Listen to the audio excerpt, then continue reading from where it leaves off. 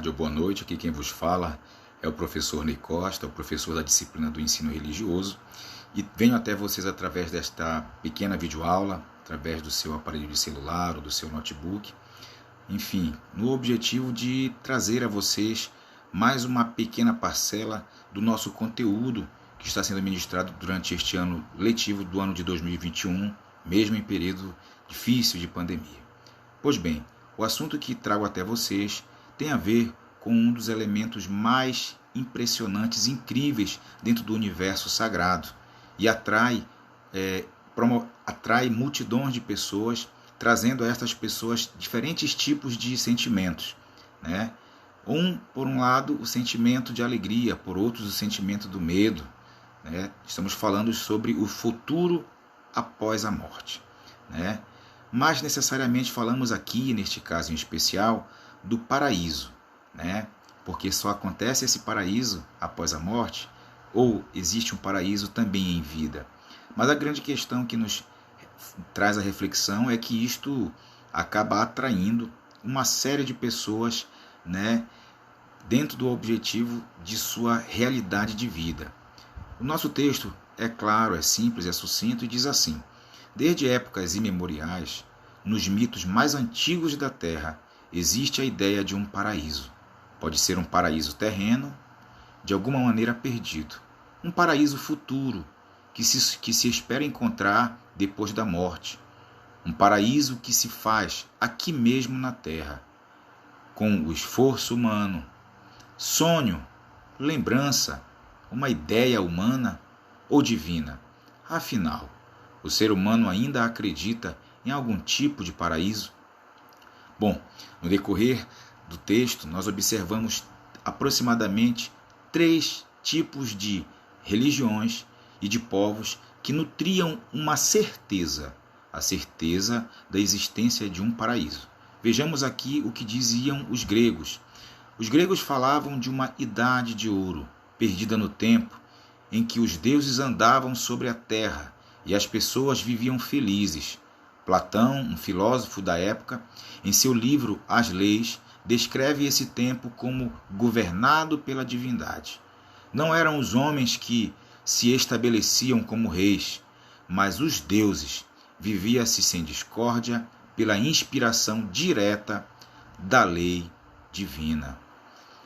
Mais um outro povo é a Bíblia, um conjunto de livros, né, de origem de um povo hebreu que se estende para outros povos, composto por 2 testamentos, o Antigo e o Novo Testamento. E na Bíblia nós observamos exatamente a seguinte expressão.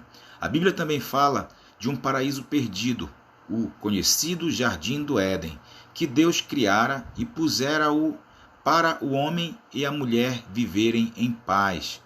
Ou seja, um tipo de paraíso criado pela divindade, cedido aos homens, para que eles pudessem ali desfrutar de uma vida de plena felicidade.